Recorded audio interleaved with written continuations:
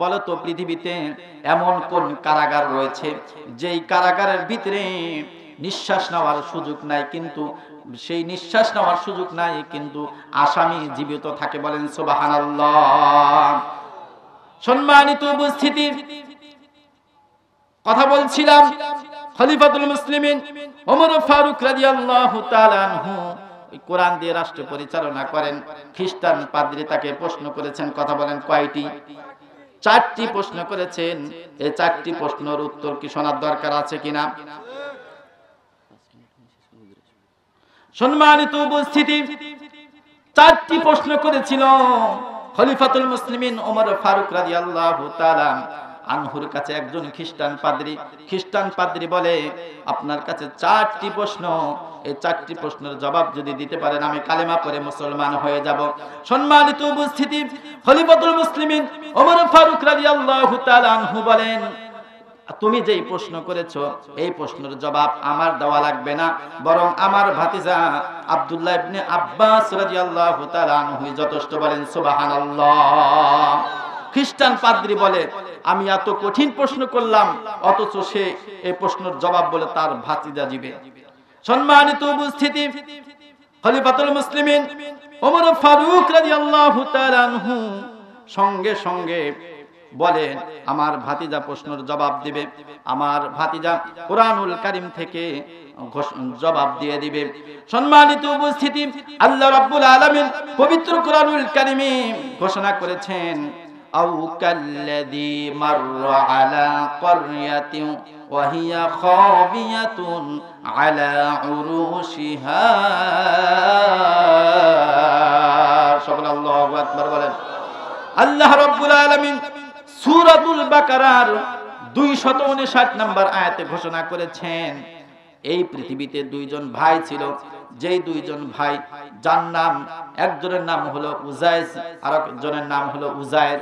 উজাইজ এবং উজায়ের আলাইহিস সালাম তারা 2জন ভাই ছিল। এই 2জন ভাই একটি সফরে গিয়েছিল। সফরে যাওয়ার পর লম্বা ঘটনা আমি 5 মিনিটের ভিতরে শেষ করতে হবে। সম্মানিত উপস্থিতি, খলিফাতুল মুসলিমিন ওমর ফারুক রাদিয়াল্লাহু তাআলা আনহুর কাছে প্রশ্ন করেছেন 4টি।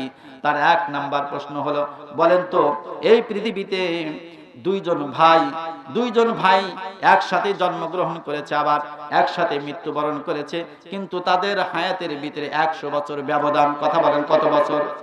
100 বছর ব্যবধান।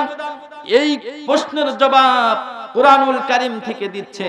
কোরআনুল কারীমে ঘোষণা করা হয়েছে এই 2জন ভাই ছিল উজায়ের এবং উজাইজ আলাইহিস সালাম। বলেন সুবহানাল্লাহ। উজায়ের এবং উজাইজ আলাইহিস সালাম তারা ভ্রমণে গিয়েছিল। ভ্রমণে যাওয়ার পর এমন একটি এলাকায় গিয়েছে, যেই এলাকাটা একবারে লন্ডভন্ড, একবারে ধ্বংসপ্রাপ্ত এলাকা। এই ধ্বংসপ্রাপ্ত এলাকা দেখার পর উজাইজ আলাইহিস সালাম আল্লাহ রাব্বুল আলামিনকে বলেছিলেন, ও আল্লাহ, এই এলাকা এত লন্ডভন্ড, এত ধ্বংসপ্রাপ্ত এই এলাকাকে আল্লাহ রাব্বুল আলামিন আবার কিভাবে স্বাভাবিক করে দিবেন? এই কথা যখন বলার সঙ্গে সঙ্গে উজাইজ আলাইহিস সালামকে আল্লাহ রাব্বুল আলামিন মৃত্যু দিয়ে দিলেন। সম্মানিত উপস্থিতি, মৃত্যুবরণ করালেন। মৃত্যুবরণ করার পর আল্লাহ রাব্বুল আলামিন আবার 100 বছর পর্যন্ত পর আবার তাকে জীবিত করলেন। বলেন সুবহানাল্লাহ। সম্মানিত উপস্থিতি, 100 বছর পর জীবিত করার পর ওই উজাইজ আলাইহিস সালামকে বলা হলো, ও উজাইজ, তুমি বলো তো কতদিন পর্যন্ত মৃত্যু অবস্থায় ছিলে? উজাইজ আলাইহিস সালাম বললেন, আমি 1 দিন অথবা কয়েকদিন মৃত্যু অবস্থায় ছিলাম। সম্মানিত উপস্থিতি, আল্লাহ রাব্বুল আলামিন বলেন, না না, তুমি 1 দিনও নয়, 2 দিনও নয়, 3 দিনও নয়, 1 মাসও নয়, 2 মাসও নয়, বরং তুমি 100 বছর পর্যন্ত মৃত্যু অবস্থায় ছিলে। বলেন সুবহানাল্লাহ।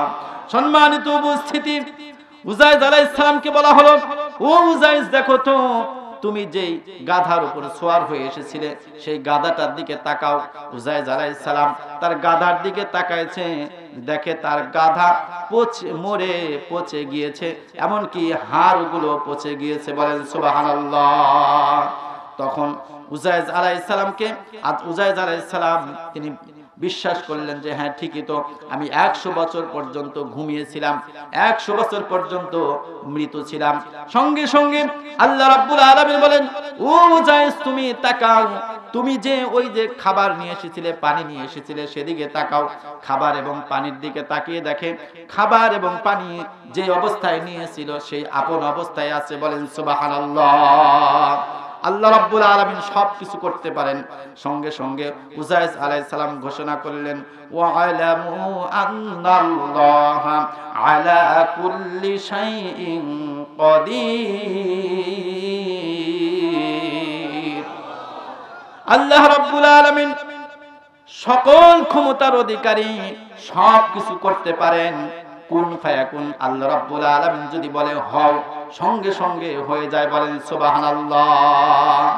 এই যে দুইজন ভাই একসাথে জন্মগ্রহণ করেছিল, আবার একসাথে মৃত্যুবরণ করেছিল, কিন্তু মাঝখান থেকে একজন ভাই 100 বছর মৃত অবস্থায় থাকার পর আবার জীবিত হয়েছিল, যার কারণে তাদের দুইজন ভাইয়ের ভিতরে 100 বছর ব্যবধান ছিল। বলেন সুবহানাল্লাহ।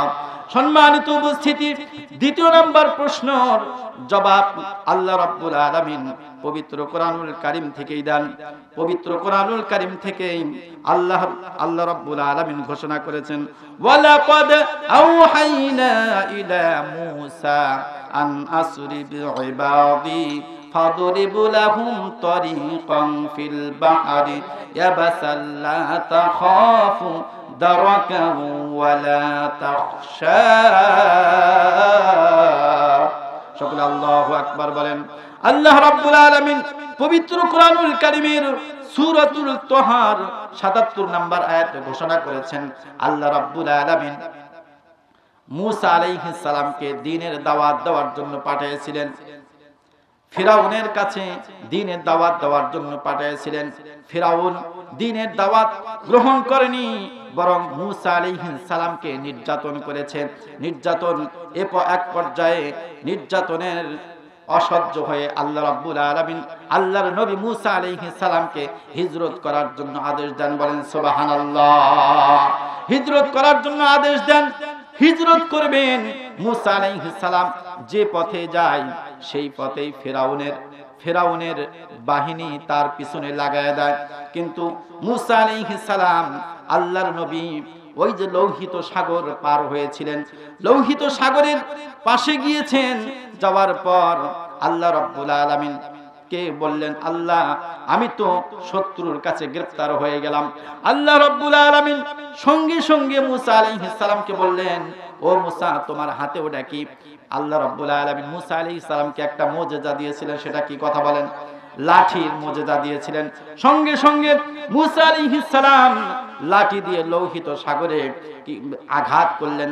আঘাত করার সঙ্গে সঙ্গে বনি ইসরাইলদের জন্য, মূসা আলাইহিস সালামের উম্মতদের জন্য 12টি রাস্তা করে দিলেন। বলেন সুবহানাল্লাহ।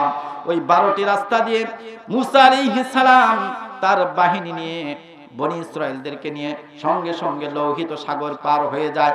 এদিকে ফিরাউনের দল যখন লৌহিত সাগরের মাঝখানে আসে, আল্লাহ রাব্বুল আলামিন সঙ্গে সঙ্গে লৌহিত সাগরকে বলে, তুমি পূর্বের যে অবস্থা ছিলে সেই অবস্থায় আবার ফিরে যাও। বলেন সুবহানাল্লাহ। রাস্তা ওই লৌহিত সাগরের ভিতরে দিয়ে রাস্তা হয়েছিল। রাস্তার ওই পানি এমন ভাবে দুই পাশে পাহাড়ের মতো উঁচা হয়ে গিয়েছিল। উঁচা হওয়ার পরে যে ওই মাঝখানে যে জায়গা বের হয়েছিল তথা মাটি বের হয়েছিল, সেই মাটিতে একবার সূর্যের আলো পড়েছে। বলেন সুবহানাল্লাহ। আর কিয়ামত পর্যন্ত কোনদিন সেখানে সেই জায়গাও বের হবে না, সেখানে সূর্যের আলো পৌঁছবে না।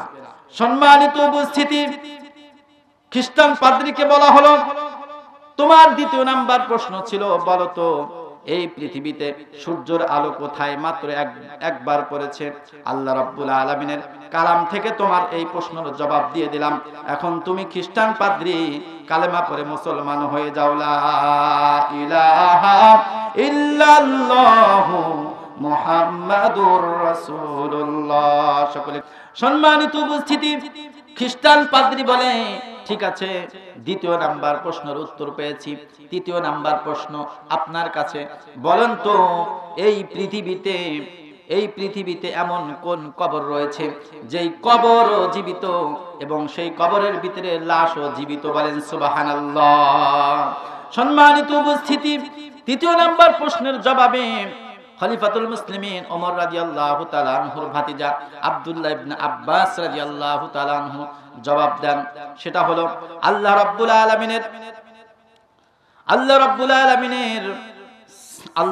আলামিনের নবী ইউনূস আলাইহিস সালাম মাছের পেটে বন্দী হয়েছিলেন। কথা বলেন কোথায়?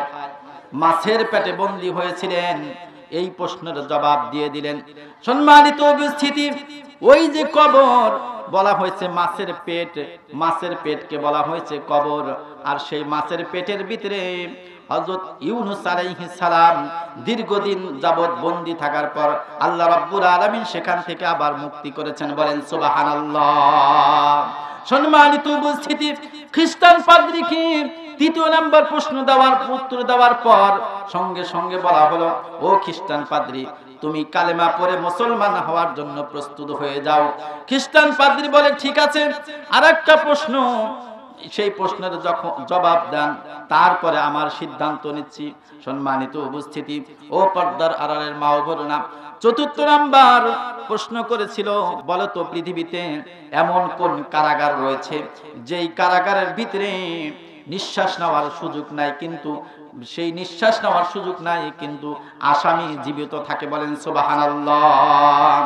সম্মানিত উপস্থিতি, ওই সময় আব্দুল্লাহ ইবনে আব্বাস রাদিয়াল্লাহু তাআলা আনহু প্রশ্নের জবাব দিয়ে দেয়, ও খ্রিস্টান পাদ্রী, শুনে রাখো, সেটা হলো মায়ের পেট। বলেন সুবহানাল্লাহ।